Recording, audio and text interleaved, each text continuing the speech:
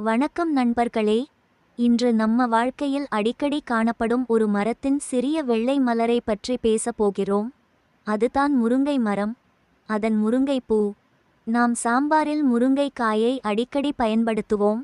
ஆனால் இந்த முருங்கை மரத்தின் பூ கூட அதே அளவுக்கு, சில சமயம் அதைவிடவும் உடலுக்கு நல்லது என்பதே தெரியுமா? முருங்கைப்பூ ஒரு மென்மையான, மணம் மிக்க வெள்ளை நிற மலர். வெப்பமான மாதங்களில் மரம் முழுக்க இது மலர்கிறது. பழைய காலத்தில் நம்ம பாட்டிகள் காலை வேளையில் இதை சேகரித்து சிறிது உலர்த்தி உணவில் அல்லது மருந்தாக பயன்படுத்துவார்கள். ஆயுர்வேதம் மற்றும் சித்த மருத்துவத்தில் முருங்கை மரம் அற்புத மரம் என்று சொல்லப்படுகிறது.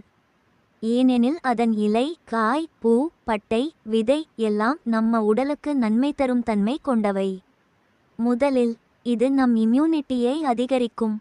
முருங்கை பூவில் விட்டமின் சி மற்றும் ஆன்டி ஆக்சிடென்ட் நிறைந்துள்ளன. இது நம்ம உடலை நோய்களுக்கு எதிராக பாதுகாக்கும். இது இதய ஆரோக்கியத்திற்கு உதவும். முருங்கைப்பூ தண்ணீர் அல்லது டீ குடித்தால் கொலஸ்ட்ராலை குறைத்து இதயத்தை ஆரோக்கியமாக வைத்துக்கொள்கிறது. மரப்பாட்டை சரி செய்யும். உணவு சாப்பிட்ட பிறகு வயிற்றில் வீக்கம் இருந்தால் முருங்கைப்பூ ரசம் குடித்தால் உடனே நிம்மதி கிடைக்கும்.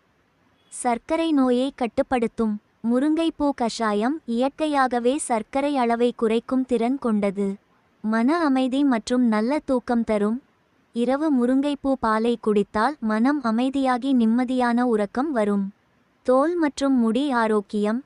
இது இரத்தத்தை சுத்தம் செய்து முகத்தில் ஒளிவீச்சை அதிகரிக்கிறது. முடி உதிர்வை குறைத்து தலையில் பொடுகை தடுக்கிறது.